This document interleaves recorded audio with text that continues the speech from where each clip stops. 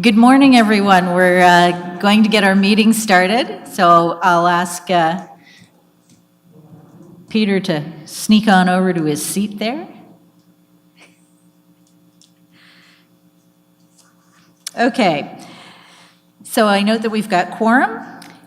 Alex is with us online. Hello, Alex. So I'm going to move to approval of the agenda. Could I have a mover and a seconder? Okay, Anne and Daniel, thank you. And I'm assuming everyone's in favor. We have one addition, right, Peters? We'll take care of that now under other business. Do you want to tell us what that's going to be? Yeah, Mike. I'd like to add an item to other business, which I believe is number 10, and let's simply call it concerns about May the 10th. Okay. Thank you. All right, so with that friendly addition, everyone in favor of the agenda? Excellent. Okay, thank you. So confirmation of the minutes from our last meeting on February 21st, 2024. I need a mover and a seconder. Okay, Alex and Peter, thank you. Any questions, comments, corrections for that? Okay, seeing none, all in favor of the minutes? Wonderful. Any disclosures of pecuniary interest? Okay, seeing none, we'll move on. No delegations, no briefings. So we're right into business. No pre-consultations, policy development and implementation. Hopefully I won't be stumbling over my words all meeting, but so we're going to be discussing updates to the window policy and guidelines, and so I'm going to ask staff to introduce the report. Thank you.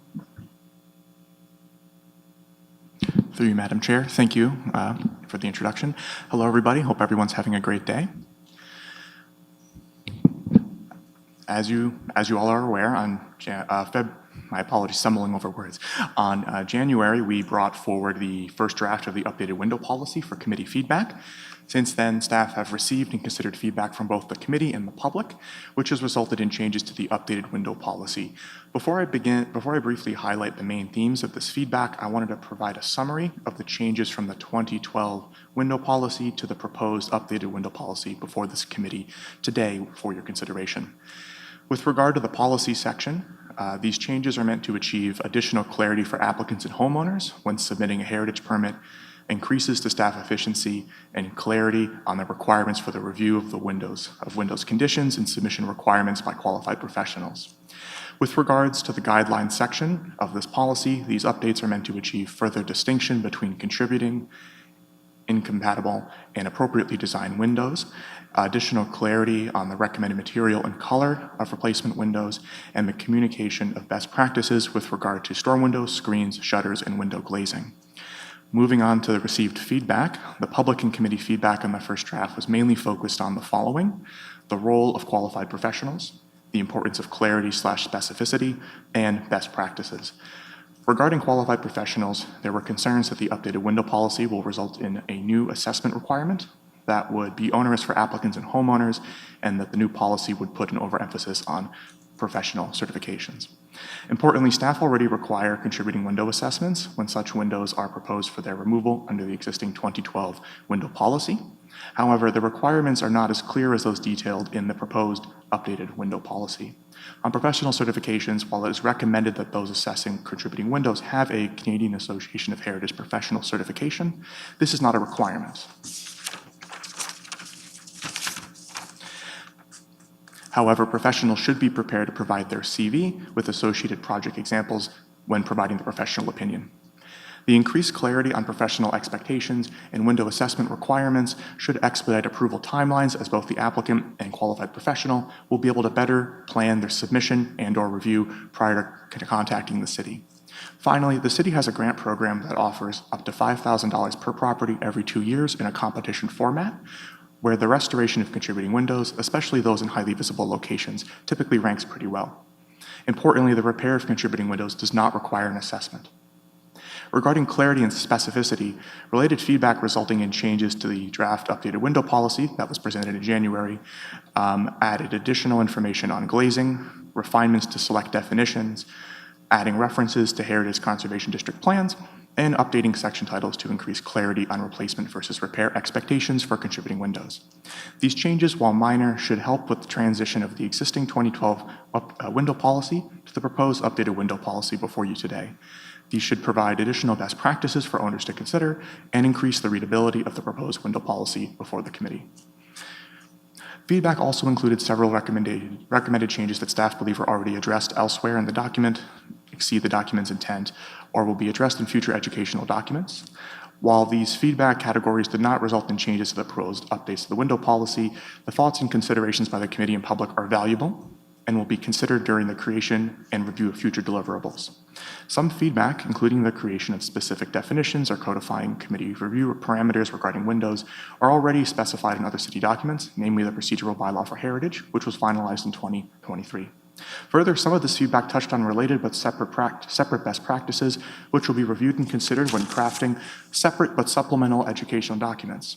It is the city's hope that this future educational document will detail even more best practices than what appear in the proposed updated window policy in greater detail, with the goal of assisting homeowners with the maintenance or appropriate alteration of their windows and related openings on their designated properties. The feedback from the committee and the public can be reviewed in the associated report in Exhibits C and D.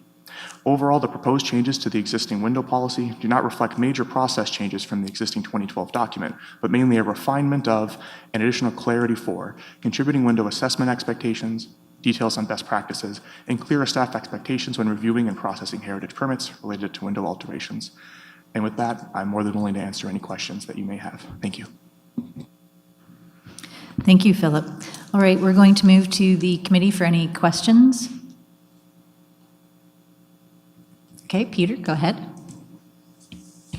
Well, thank you, Philip, for the incredibly awkward and difficult work on this. I mean, we've gone through this over the years. I just want to go back to the qualified professionals. And I realize the difficulty here, and in fact, comments from some of the more than qualified people who've answered your request for information suggest that it really is a difficult area. I wonder if it is time for the city, perhaps in cooperation with other local municipalities, to set up some sort of, if not formal program, at least a day, maybe in conjunction with St. Lawrence or Loyalist or Algonquin colleges, of going through all of those aspects that people who we would recognize as being somewhat qualified, if not fully qualified, have gone through. It would include a talk about what the Heritage Act asks, it would talk about best practices, all those sorts of things. And while, again, the city, I know, does not like referring applicants to particular people, it would at least be able to produce a list of those who had attended such a session and had shown a serious interest in heritage windows. Thanks. Okay, would staff like to comment on the suggestion? Briefly, yes. Okay. Through you, Madam Chair. I can't really comment on that in this venue. It's a bit beyond the scope of this discussion. But I will say that the city is working with the Frontenac Heritage Foundation about a list, producing a list, an available list of qualified professionals that could be of use for the community. And I look forward to that coming forward, and I'm hoping that these professionals who have expertise in windows will be included in that. Thank you. Okay, that sounds like a good step forward. Anyone else from the committee with questions? Okay, seeing none. Any questions from the public?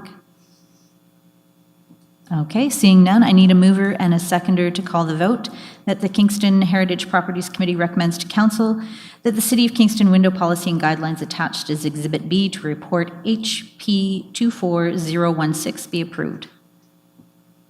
Okay, Alex and Peter again, and all in favor?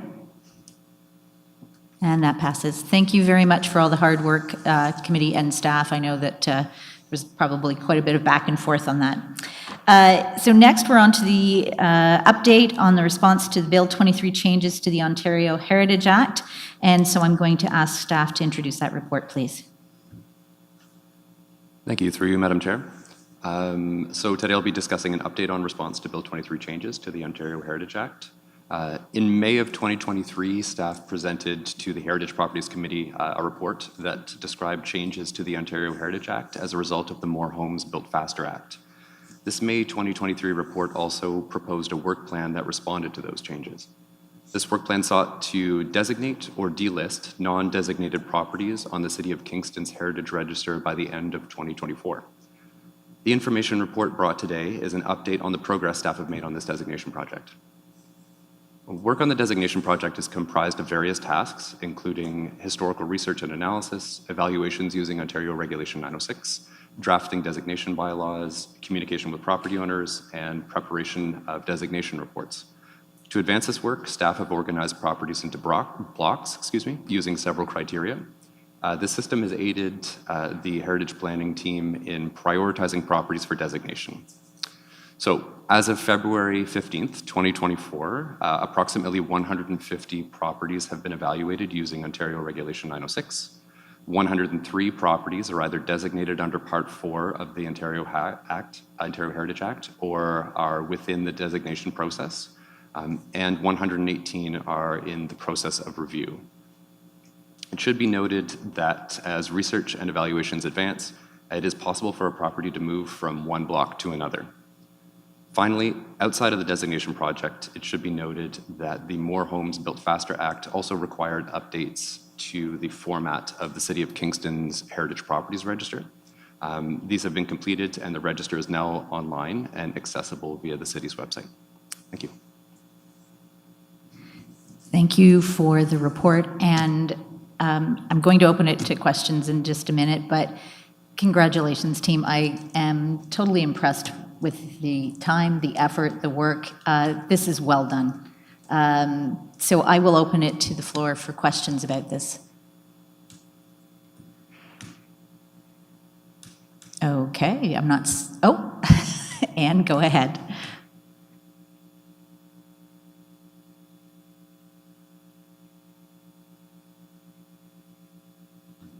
There we go. I just also want to echo what Madam Chairman said about the work that's gone into this. In Ontario, I think Kingston has a wonderful record of heritage conservation, but this new download of responsibility has been really hard, I think, on staff and everything. So I just wanted to say congratulations for the hard work on this. Thank you, Anne. So I guess I'm going to, anyone else from committee? So I do want to just ask one quick question. Are we on track to meet the deadline? Because there are still a fair number left, so I just want to double check on that. And through you, Madam Chair, we are working through our evaluations at a good pace. I think, and I can let Ryan jump in if he would like after this, but I think we're on track to designate all properties that meet the minimum criteria for Ontario Regulation 906. Madam Chair, I would echo that as well. I think we're meeting our expectations, and we're getting into the toughies now, the properties that we need a little more work on. So yeah, no, I think we're on track. I just wanted to take this opportunity to thank.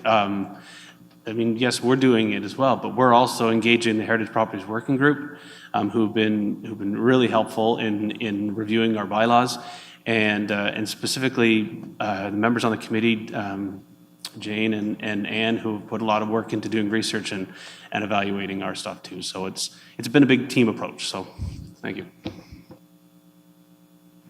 Thank you very much, and it's heartening to hear. And I think the one good thing that's come out of this project is maybe just a renewed interest and awareness in how much history is here in Kingston. I mean, we all know it, but this process, I think, has really illuminated all those properties, certainly for me, who's a bit of a newbie to it.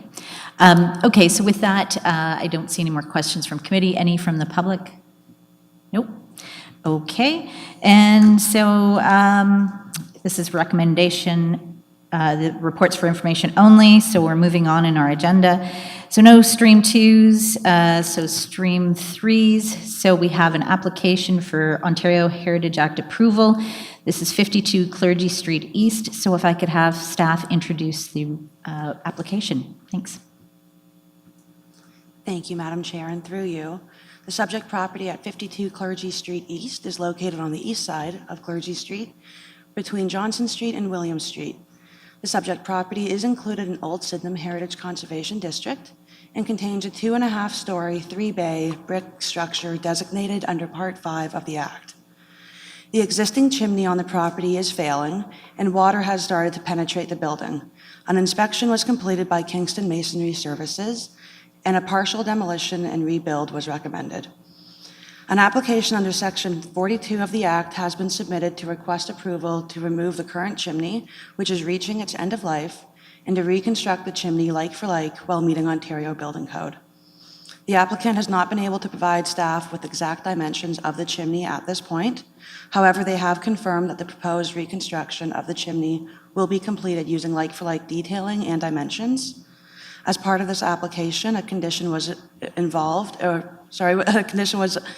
added into the report outlining that prior to any work starting, we would require the conditions of the current chimney, and that information will be provided to staff just for our records purposes and to confirm the final design of the chimney.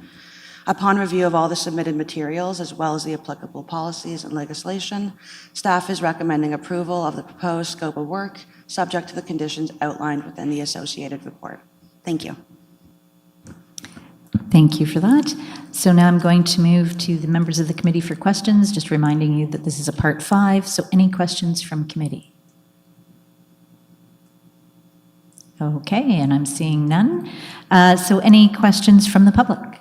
Okay, go ahead. Thank you, Madam Chair. I certainly have no problems with this application, but the question seems to arise, why wasn't this handled under delegated authority?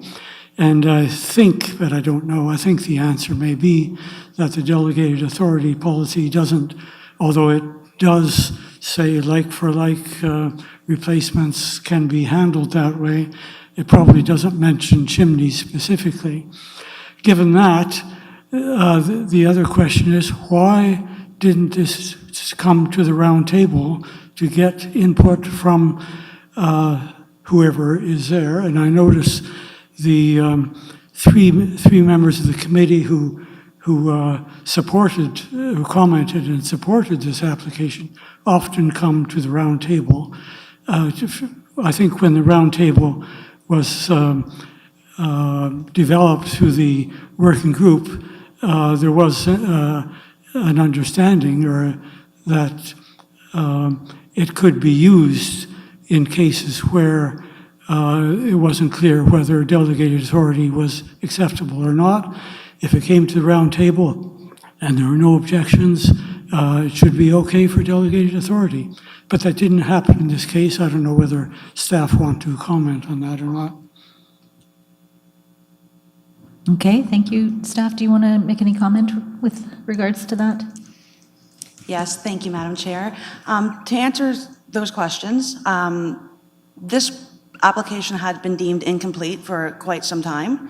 When the correct information came in and the application was able to be deemed complete, unfortunately, there wasn't enough time to bring it to Roundtable. One of the reasons why we brought it through Stream 3 and not a delegated authority was because it is designated as Part 5, being in Old Sydenham Heritage District. Chimneys are an attribute there, and we wanted to make sure that we were giving it the appropriate consideration. It was also one of those situations that because we didn't have the finalized designs, because they couldn't get scaffolding up without approval beforehand to get those details, we wanted to give the applicant some time to get those details for us. So we wanted to bring this forward and be very transparent about this change that was happening, just to be safe. Thank you very much for that explanation. It sounds like consideration was appropriately given to the changes.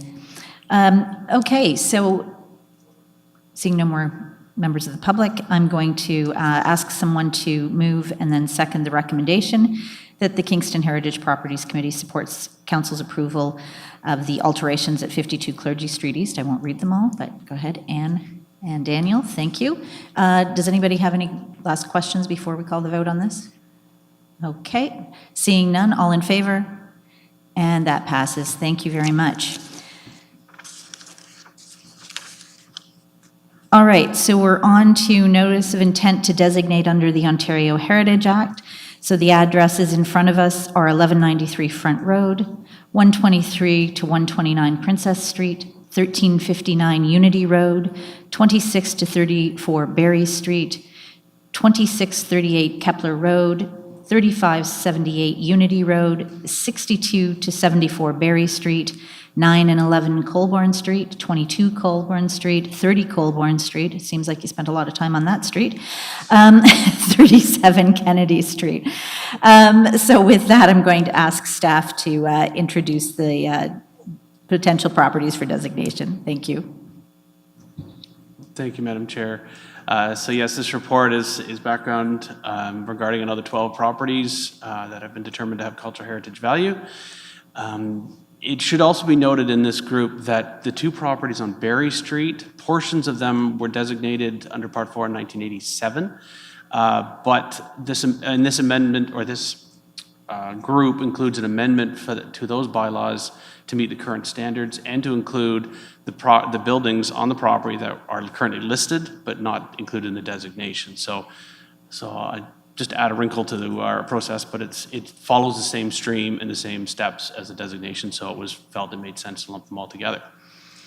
I should note in our thanks that I failed to, and I really shouldn't, that we should recognize Alex Rouse-Thompson of Heritage Studios, who has been retained to help us with this project.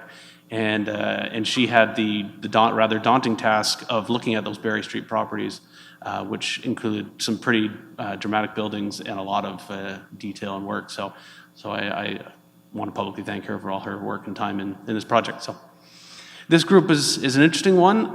It includes a wood frame house from the early days of Portsmouth Village, 3 rural farmhouses, 1 brick and 2 limestone, that represent a range of 19th century vernacular construction, a rare limestone farmhouse with Italianate influences in the West End, a prominent downtown commercial building, a series of buildings that contribute to the character of Colborne Street, including the former manse of the Queen Street Methodist Church, and a collection of architecturally and historically significant buildings from the late 19th century adjacent to City Park on Berry Street.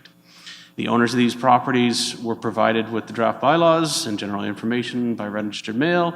They were invited to an open house on February 21st, and I'm happy to say that all 12 of the properties meet the provincial criteria for evaluating cultural heritage value and are recommended for designation. The notice of intent and the bylaws are prepared in accordance with the recent updates to the Heritage Act, and we recommend approval. Thank you. Thank you. So I'm going to move to the committee to see if there are any questions on the list of properties. Okay, seeing none, I'm going to go to the public. Are there any questions? Nope. Wonderful. All right, so I need someone to move and second the recommendation that we designate these properties. So, okay, Peter and Jane, and all in favor? Wonderful. Thank you. Another batch of properties through the hoop. All right, so no working groups. Permit approvals. Are there any questions regarding permit reporting to the committee? None? Okay. We have no motions, no notice of motions. We are on to other business. So, Peter, I'll ask you to speak to it briefly, and then we'll go over to Alan for some information on it. Thank you. Okay, thank you very much, Madam Chair. I'm not sure if it's a bylaw or what, which says that this committee cannot meet unless it is at a formal meeting. And as soon as a majority of the committee arrive, say at a site visit, we have to abandon the site visit. And I'd like some clarification on this for the next meeting, because on the 10th of May, Friday the 10th of May, Craig Sims, who is a resident of Barrowfield, an accepted Canadian expert on heritage, is presently working on the Parliament buildings in Ottawa, is giving a tour of Barrowfield Village as part of, it's 1 week late, but it's part of the Jane's Walks series, which happen around the world and what happened in Kingston on the 3rd and 5th of May. I think that the whole committee should be present at that talk. I think the whole council should be present because it will talk about what heritage districts are, their assets, their difficulties, the problems of living in them, the problems of maintaining a house in them, etc., etc. And I would ask you, Madam Chair, if you could, to find out through Alan and others just what the legalities of what happens if all of the committee shows up to that talk. Thanks. Okay, thank you, Peter. Well, it's certainly not the first time we've dealt with this. I will let Alan address it as he's the legal expert in the room. Thank you. It's a good question and a question which I'm grateful to get a heads up on before this second. This is an issue that arises out of the wording of the Municipal Act, so it's the same principle applies to this committee as to council itself and all councils in Ontario. A meeting occurs when you have an agenda and a location and public notice and all the aspects that we have when whether council meets in this room or the committee meets or other committees meet in this room. The definition of meeting under the Municipal Act is the principle that this question turns on. And a meeting occurs where you have a quorum and members, so that's the first of two principles. So you have a quorum of members present, whether it's council or committee, and members discuss or otherwise deal with any matter in a way that materially advances the business or decision-making of the council or committee. So, my recommendation in a situation like this, which could be happening at a Christmas party, it could be happening at an after-election gathering where people congratulate or commiserate, is that a letter goes to the clerk confirming the event, saying there is a potential for a quorum to be present, whether of this committee, other committees, or council itself, but that the intention is, as Mr. Gower set out, an educational process of a general nature and not the discussion of any matter that materially advances the business and decision-making of council or committee. Now, we realize in some gatherings like this that we may encounter, with the members of the public especially, a topic could arise. And it's important that the wording is materially advances. When a topic arises, I've in the past, and former city solicitors have advised, that is the moment when councillors take a walk and go look at the tree and move away, because if you're especially in an outside location, it's perfectly normal to do that.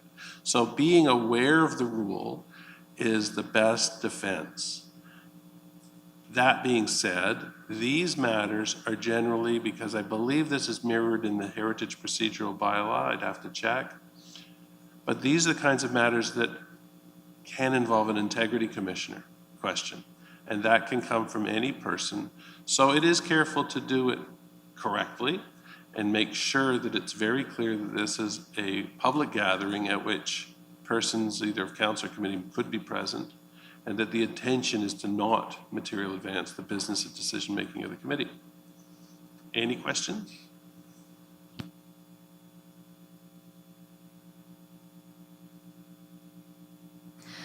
Okay, so I've just been advised by the clerk, given that this is other business, we can't have questions at this point, but you can discuss it after the meeting. But not in quorum. There you go. All right, so I think that provides clarity to the actions that will probably have to occur. But with that, I'm going to move on with the rest of the meeting to finish it off. There's no correspondence. The date of our next meeting is April 17th, right here in chamber again, 9:30 a.m. So I now just need someone to move and second to adjourn the meeting. Okay, so Jane and Alex, and all in favor? Thank you once again for all the hard work, everyone. Much appreciated.